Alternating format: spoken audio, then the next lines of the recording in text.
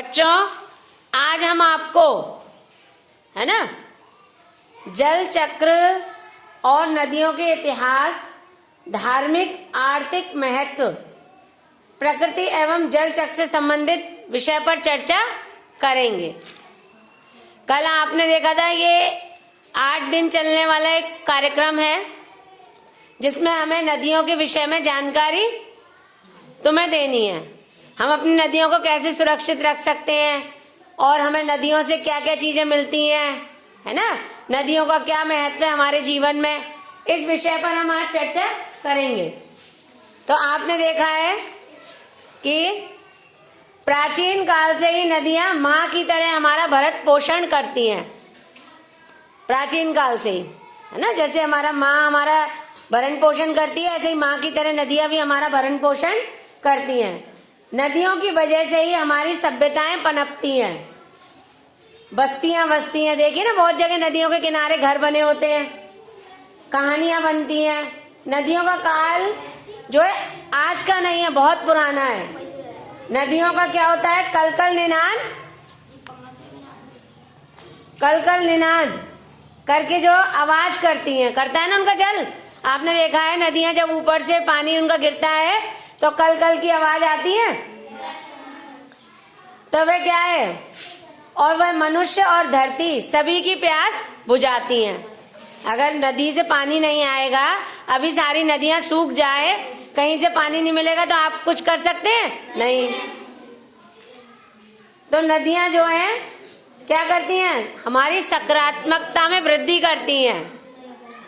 उसके बाद नदी रूपी माताओं के पास जाकर हम लोग क्या करते हैं, शांति व सुकून महसूस करते हैं। जब नदियों के पास हम बैठते हैं तो हमें बड़ी शांति मिलती है। हमारे जो ऋषि मुनि थे वो भी क्या करते थे, नदियों के पास कैसे बैठ जाते थे, एकांत में बैठ जाते थे, और एकांत में बैठ करके सालों तक तपस्या करते रहते थे। बहुत सारे हमारे जो उत्सव है, त्योहार है, वो हम क्या करते हैं, नदियों के साथ ही मनाते हैं। सभी को अपनी धन संपदा जो नदियां हैं वो समान रूप से सभी को वितरण करती हैं। और जो नदियां होती हैं वो क्या है, जीवनदायिनी है हमारी। नदियों का जल पीकर ही हम अपने जीवन को बचाते हैं। हिंदू धर्म में मनुष्य के जीवन की जो अंतिम यात्रा होती है, जब आदमी मर जाता है, उसकी जो अंतिम यात्रा होती है वह भी नदी की गोद में ही जाकर खत्म होती है।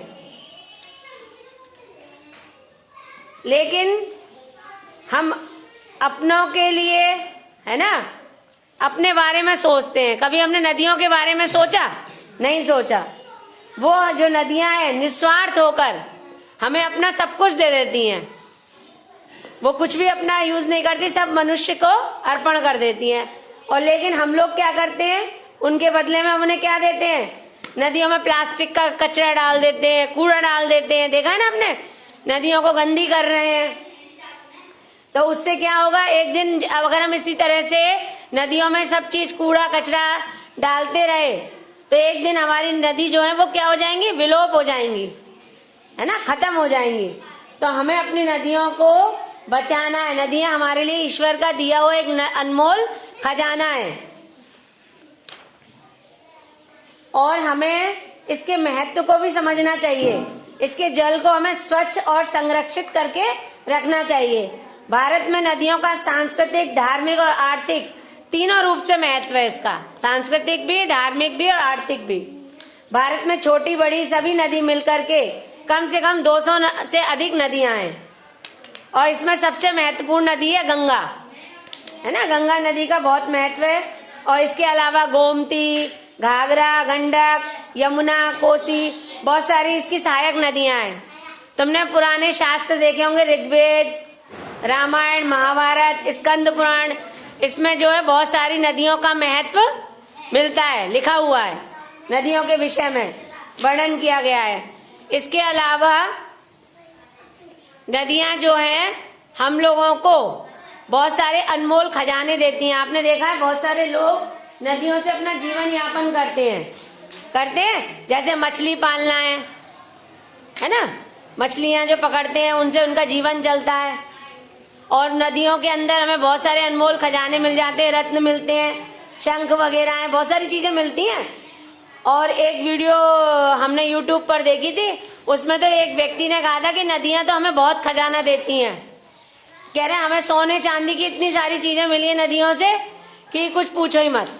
बहुत सारे लोग होते हैं ना नदियों में पैसे डालते हैं, आस्था रखते हैं ना नदियों में, तो कोई कोई सोने की जंजीर है या लोग बाग नहाते हैं, किसी का कुंडल है गिर गया, तो जो उसमें वो व्यक्ति था कहता था हमें तो नदियों से बहुत खजाना मिलता है। तो हमें अपनी नदियों को सजा कर रखना चाहिए।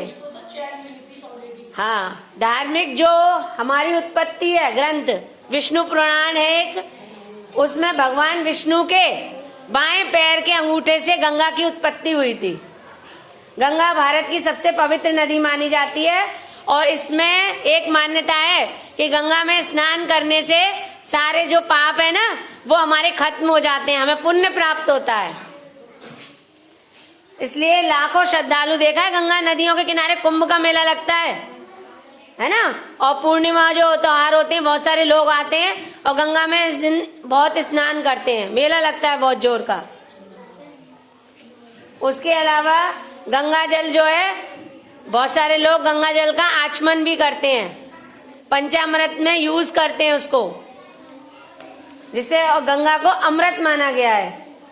नदियों से हमारी खेती है ना, खेती सिंचाई करते हैं बहुत सारे लोग, और है ना पानी पीने को मिलता है, जल में नदियां, तो हमें इनको संरक्षित करना है।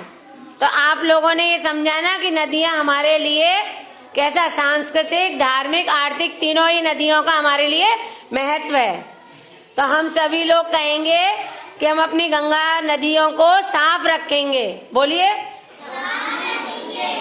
हाँ, उसमें कूड़ा कचरा नहीं डालेंगे, हाँ, ना पशुओं को नहलाएंगे, ना कपड़े धोएंगे, उनको संरक्षित करेंगे।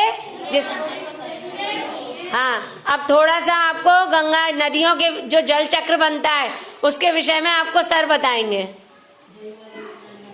हाँ, मैम बता रही हैं थोड़ा सा जल चक्र के विषय में। जल चक्र यानी कि जल के बारे में। चक्र यानी ऐसे गोल होता है ना चक्र, तो चक्र जल समुद्र का वो होता है पानी। समुद्र का पानी जब उसपे सूरज की किरणें पड़ती हैं तो गर्म होता है, ठीक है। जब वो पानी गर्म होता है तो उसकी भाप बनती है, वो भाप बन के बादल में परिवर्तित हो जाता है। फिर वो बादल जो होते हैं वो बारिश के रूप में, पानी जो होता है बारिश के रूप में नीचे गिरता है, फिर वो फिर से समुद्र में मिल जाता है। तो इसको बोलते हैं जल चक्र, यानी कि फिर से घूम फिर के वो उसी में आ जाता है, ठीक है। ठीक, अब आप लोगों को सबको समझ में आया ना जल चक्र और नदियों के विषय में। आज सब लोग अपने घर जाएंगे और बताएंगे अपने माँ बाप को, ठीक है।